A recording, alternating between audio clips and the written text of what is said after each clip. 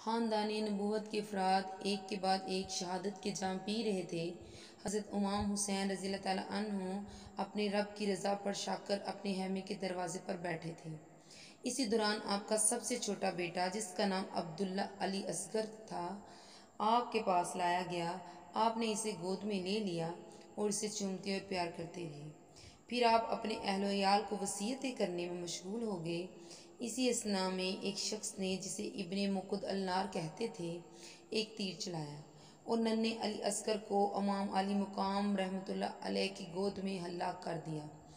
آپ نے بچے کے خون کا ایک چلو لیا اور آسمان کی طرف اچھالا، اے میرے رب، اگر تو نے آسمان سے ہماری فتح و نصرت اور آنت کو روک دیا ہے تو وہی کر جو تیری مصلحت ہے، اور ان ظالموں سے ہمارا انتقام لے۔ اہل بیت نبوت کے افراد جب ایک ایک کر کے شہادت پا گئے تو آخر میں حضرت امام حسین رضی اللہ تعالیٰ عنہ نے میدان میں آنے کا ارادہ فرمایا۔ حضرت زین العابدین رضی اللہ تعالیٰ عنہ، جو اس وقت بیمار تھے، امام عالی مقام کے پاس آئے اور عرض کیا، ابا جان، مجھے اس پر ایسی زیادتی نہ کیجیے، میرے ہوتے ہوئے آپ میدان پر جائیں، یہ مجھے گوارا نہیں۔ میں بھی اپنے باقی بھائیوں کی طرح اپنے نانا جان کی دیدار کرنا چاہتا ہوں، میں بھی اپنی دادی جان کی بارگاہ میں سرخرو ہونا چاہتا ہوں۔ اب شہادت کا جام پینے کی میری باری ہے۔ آپ نے فرمایا، بیٹے، تو میدان جنگ میں نہیں جائے گا۔ رسول اکرم صلی اللہ علیہ وآلہ وسلم کا ہر چراغ گل ہو چکا ہے، ہر پھول مرجھا چکا ہے، اب میری نسل میں فقط تو ہی باقی رہ گیا ہے، مجھے تو شہید ہونا ہی ہے۔ اگر تو بھی شہید ہو گیا تو میرے نانا کی نسل کیسے چلے گی؟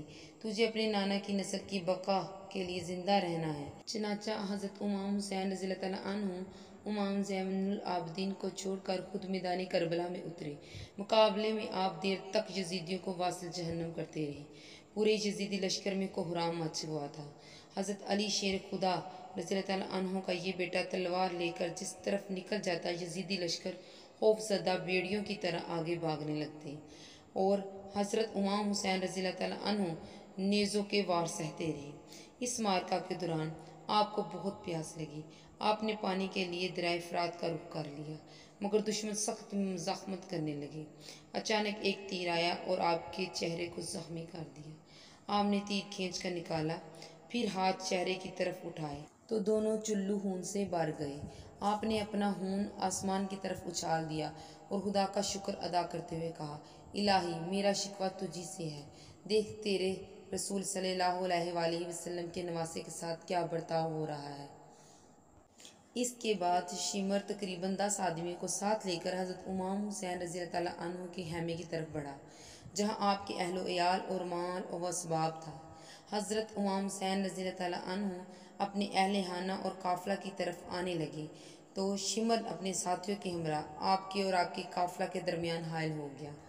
اس پر حضرت امام حسین رضی اللہ تعالیٰ عنہ نے فرمایا، افسوس ہے تم پر، اگر تمہارا کوئی دین نہیں ہے اور تم قیامت کے دن سے نہیں ڈرتے تو کم از کم دنیا کے ذی حسب اور شریف انسان تو بنو۔ اپنے اوباشوں اور جاہلوں کو میرے اہل و عیال اور مال و اسباب سے دور رکھو۔ شمر نے جواب دیا کہ اے فاطمہ رضی اللہ تعالیٰ عنہ کے بیٹے، تیرا یہ مطالبہ منظور ہے۔ حضرت امام حسین رضی اللہ تعالیٰ عنہ دن کا طویل حصہ میدان میں کھڑے رہے۔ اگر لوگ چاہتے تو فوراً آپ کو قتل کر دیتے، لیکن ہر شخص دوسرے پر ٹالتا رہا، کیونکہ حسین رضی اللہ تعالیٰ عنہ کا گناہ کوئی بھی اپنے ذمہ لینا نہیں چاہتا تھا۔ آخ شمر بن ذی الجوشن نے کہا، کیا انتظار کر رہے ہو؟ کام تمام کیوں نہیں کرتے؟ اب ہر طرف سے نرغہ ہوا۔ آپ نے پکار کر کہا، کیا میرے قتل پر ایک دوسرے کو ابھارتے ہو؟ واللہ، میرے بعد کسی بندے کے قتل پر خدا تعالیٰ اتنا ناخوش نہیں ہوگا جتنا میرے قتل پر ناخوش ہوگا۔ شمر کے اکسانے پر یزیدی لشکر حضرت امام حسین رضی اللہ تعالیٰ عنہ پر ہر طرف سے ٹوٹ پڑا۔ زرع بن شریک تمیمی نے آگے بڑھ کر آپ کے بائیں کندھے پر تلوار ماری، جس سے آپ لڑکھڑا گئے۔ اس پر سب حملہ آور پیچھے ہٹ گئے۔ پھر سنان بن ابی عمرو بن انس نے آگے بڑھ کر آپ کو نیزہ مارا، جس سے آپ گھائل ہو کر گر پڑے۔ سنان نے سواری سے اتر کر آپ کو ذبح کر دیا اور سر تن سے جدا کر کے خلی بن یزید کے حوالے کر دیا۔ بعض روایات کے مطابق حضرت امام حسین رضی اللہ تعالیٰ عنہ کو شہید کرنے والا شمر بن الجوش تھا، اور یہ بھی کہا جاتا ہے کہ آپ کو بنی مزہج کے ایک آدمی نے شہید کیا تھا۔ یزیدی لشکر کے بدبختوں نے آپ کے جسم مبارک کے تمام کپڑے اتار لیے۔ اس قدر ظلم و ستم ڈھانے کے بعد بھی یزیدیوں کا غصہ ختم نہ ہوا۔ انہوں نے حضرت امام حسین رضی اللہ تعالیٰ عنہ کے جسم کو گھوڑوں کی ٹاپوں سے پامال کر کے ریزہ ریزہ کر ڈالا۔ اس صفاقی کے بعد بدبختوں نے اہل بیت نبوت کے خیموں میں داخل ہو کر اہل بیت کا سارا سامان لوٹ لیا۔ جب حضرت امام حسین رضی اللہ تعالیٰ عنہ شہید ہوئے تو آپ کے بدن مبارک پر نیزے کے 33 اور تلوار کے 34 زخم تھے۔ شمر نے حضرت امام زین العابدین رضی اللہ تعالیٰ عنہ کو، جو کہ ابھی چھوٹے لڑکے تھے، آپ کی عمر 11 یا 13 سال تھی اور مریض تھے، قتل کرنے کا ارادہ کیا تو حمید بن مسلم نے، جو شمر کے ساتھیوں میں سے تھا، اسے روک دیا۔ پھر عمر بن سعد خیموں میں آ گیا اور اس نے کہا کہ خبردار، کوئی ان عورتوں کے قریب نہ جائے اور نہ کوئی اس لڑکے کو قتل کرے، اور جس نے ان کے مال میں سے کوئی چیز لی اور واپس کر دے۔ راوی کا قول ہے کہ خدا کی قسم کسی نے بھی کوئی چیز واپس نہ کی۔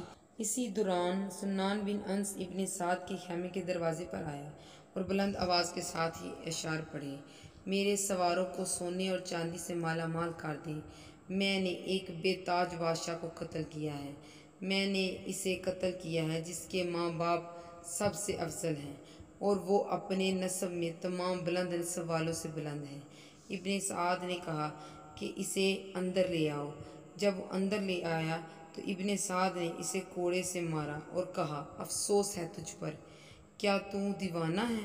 اگر تیرے یہ اشعار ابن زیاد سنتا تو تجھے قتل کر دیتا۔